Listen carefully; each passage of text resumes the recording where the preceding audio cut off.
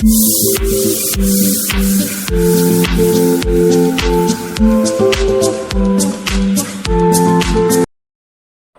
Guys, কি করছো তোমরা সবাই?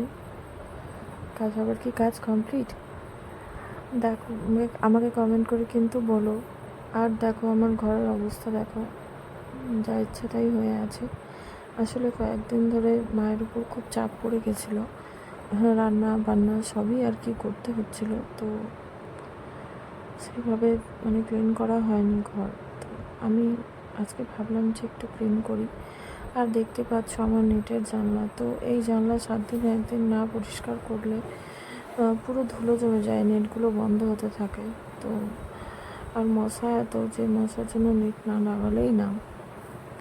তো যাই হোক, আমি নেটের জানলাগুলো আর কি পরিষ্কার করে নিচ্ছিলাম। তো তোমরা যারা মা আমাকে হেল্প করছিল আর কি, তো তোমরা স্কিপ না করে আমার ভিডিওটা দেখো। যারা নতুন দেখছো তারা ফলো করে দিও চ্যানেলটাকে, আর যারা পুরনো আছো তারা একটা লাইক কমেন্ট করে দিও। তো তোমরা দেখতে থাকো, আশা করছি খারাপ লাগবে না, ভালোই লাগবে। তো ঘর হচ্ছে সবার জন্যই আর কি একটা শান্তির জায়গা।